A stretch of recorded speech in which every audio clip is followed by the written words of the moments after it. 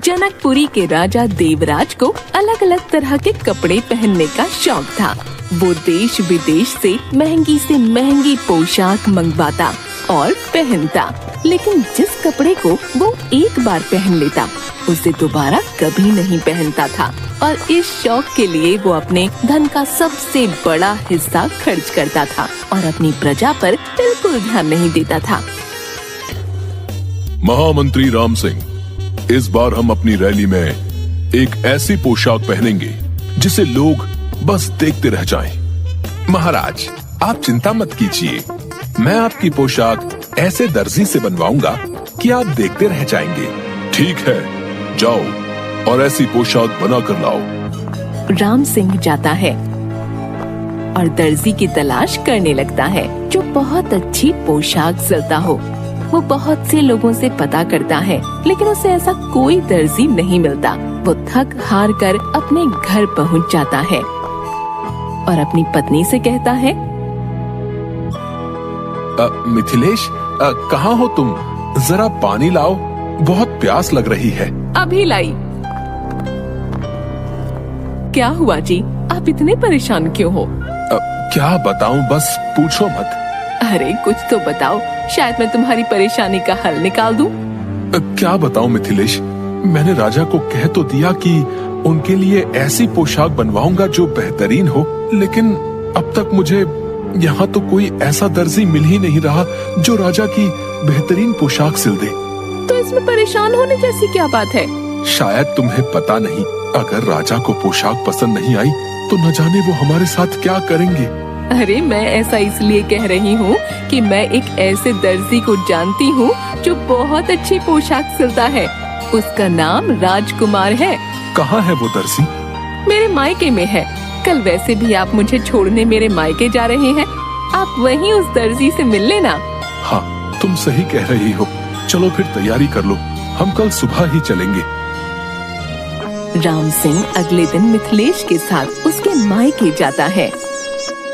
चलो घर तो पहुंच गए। घर तो पहुंच गए, अब जल्दी से मुझे उस दर्जी से मिलवा दो। हाँ हाँ चलो ना। मिथिलेश राम सिंह के साथ उस दर्जी की दुकान पर जाती है। क्या तुम्हें राजा की पोशाकें सिलने का अनुभव है? जनाब, हमारा नाम ही राजकुमार है और राजकुमार होकर मैंने कई राजाओं की पोशाकें सिली हैं। ठीक है, तो चलो फिर, हमारे राज्य के राजा की पोशाक सिलवानी है और उन्हें तुमसे मिलवाना भी है। हमारे साथ हमारे दोनों कारीगर भी चलेंगे। हाँ हाँ ठीक है, चलो। मिथिलेश, तुम घर जाओ, मैं इन लोगों को लेकर वापस जा रहा हूँ। इतना कहकर राम सिंह उन लोगों के साथ आ जाता है और अगले दिन उनके साथ महल पहुँचता है।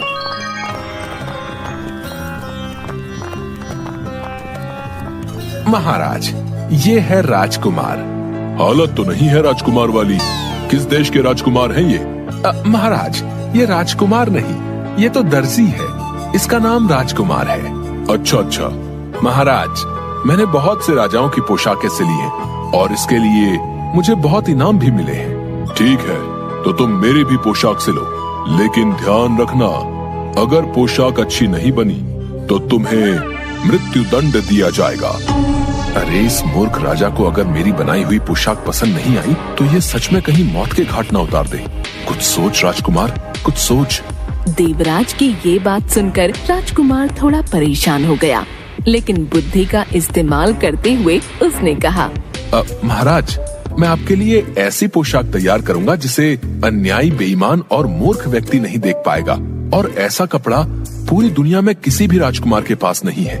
राजकुमार की बात सुनकर राजा उतावला हो गया। जल्दी बताओ, फिर ये पोशाक कितने दिन में तैयार हो जाएगी? जल्दी बताओ। महाराज, 1 से 1.5 महीना तो लग ही जाएगा।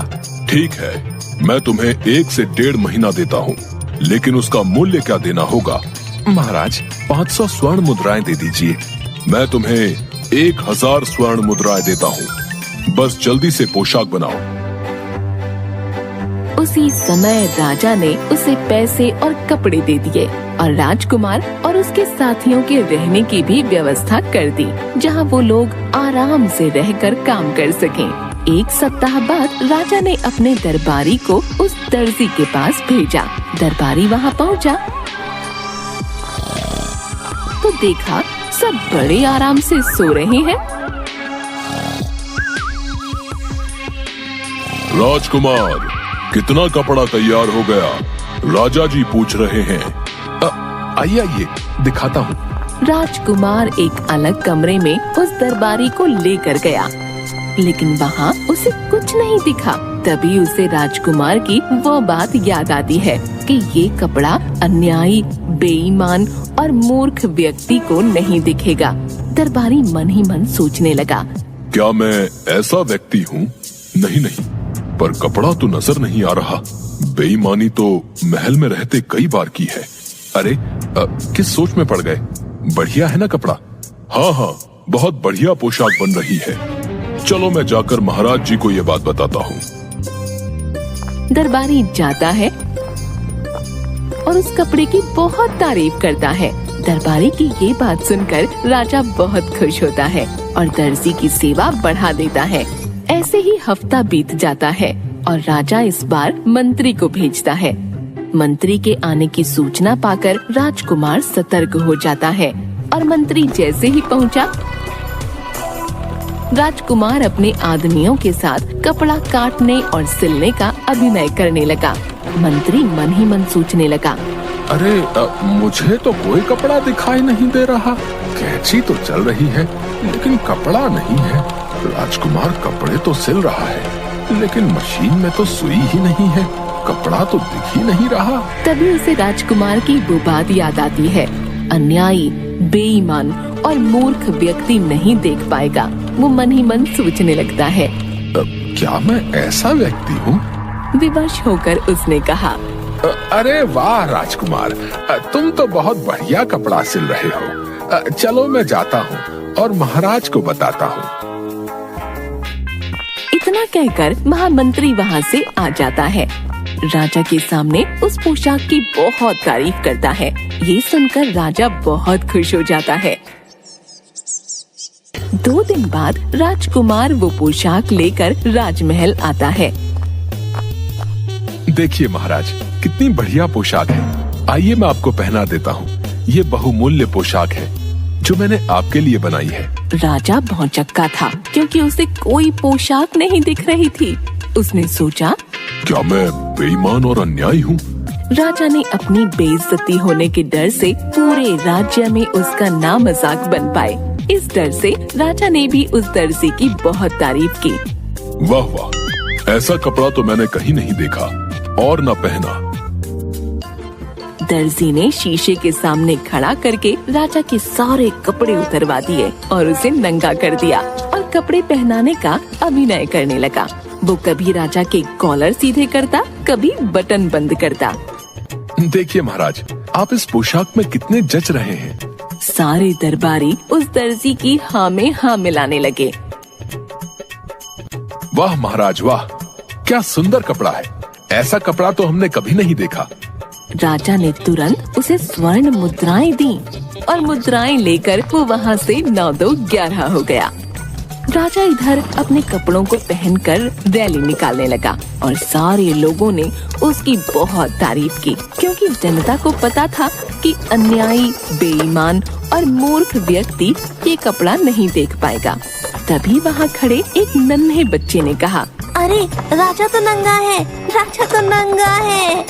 सारे लोग बच्चे का मुंह ताकने लगे और लोगों ने एक आवाज में कहा, राजा तो नंगा है, राजा तो नंगा है।